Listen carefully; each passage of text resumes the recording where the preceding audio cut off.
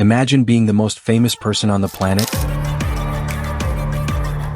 adored by millions, yet haunted by demons no one could see. Michael Jackson wasn't just a superstar, he was a man trapped in a whirlwind of triumph, torment, and tragedy.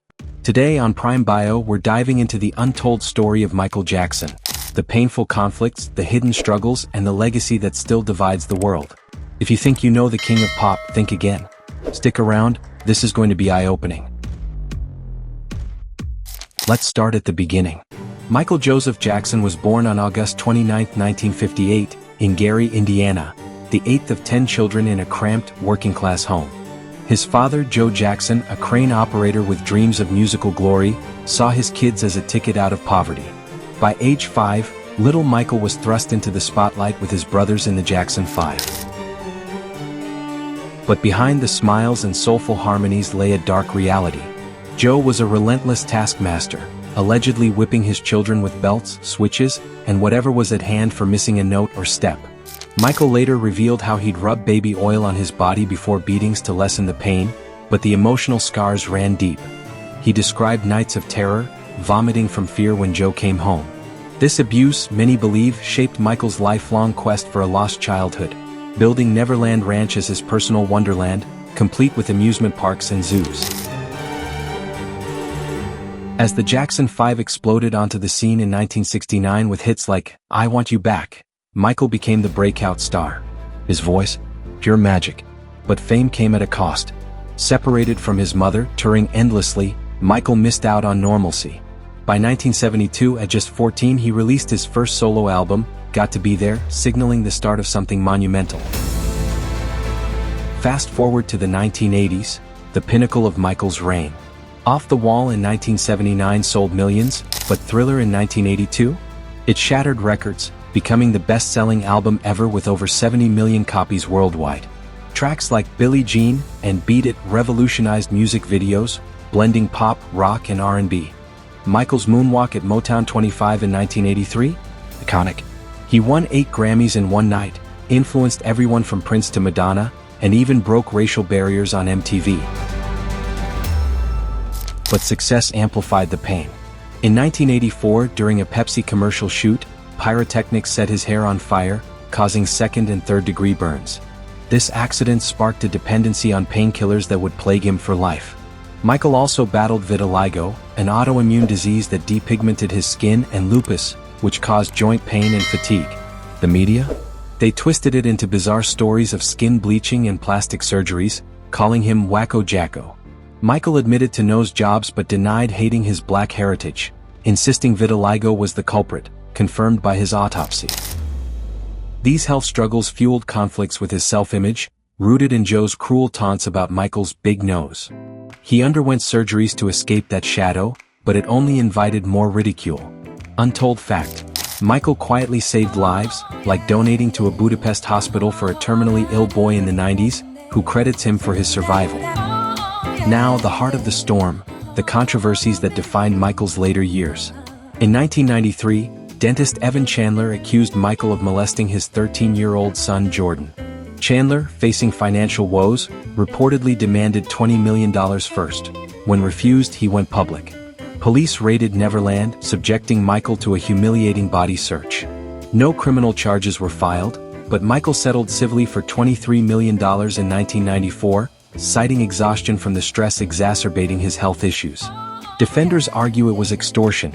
Chandler's own taped conversations suggested greed, and Jordan later emigrated, refusing to testify. The media frenzy was relentless.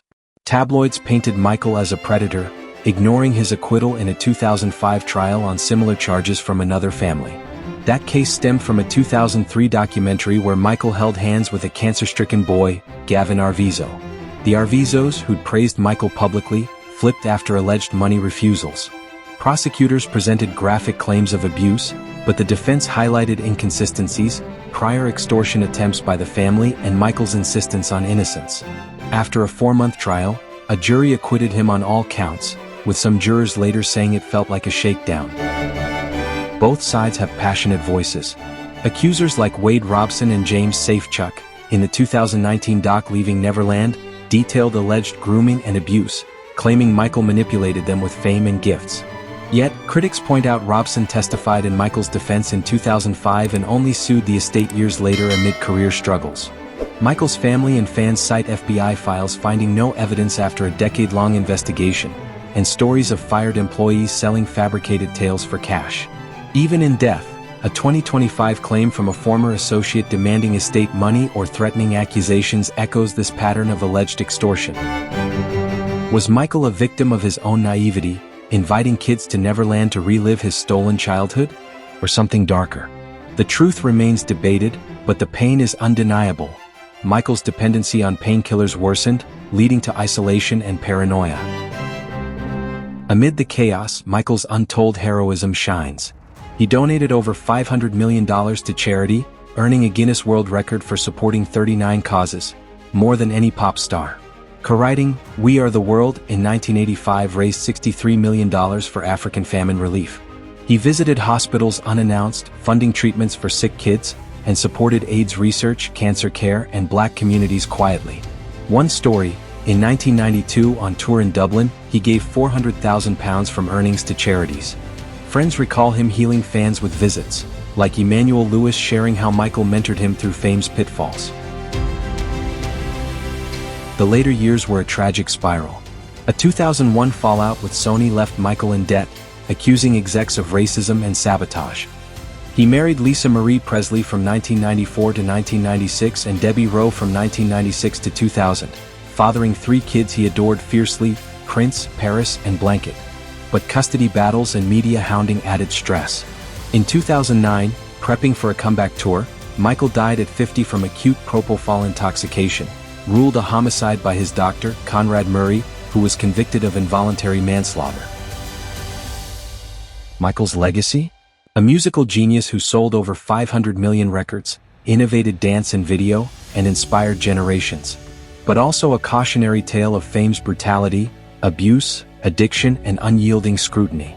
His estate, now worth billions, fights to preserve his innocence narrative. 15. There you have it, the untold layers of Michael Jackson's life. The highs that electrified the world, the lows that nearly destroyed him. If this story moved you, hit that like button, subscribe to Prime Bio for more deep dives into iconic lives, and comment your thoughts.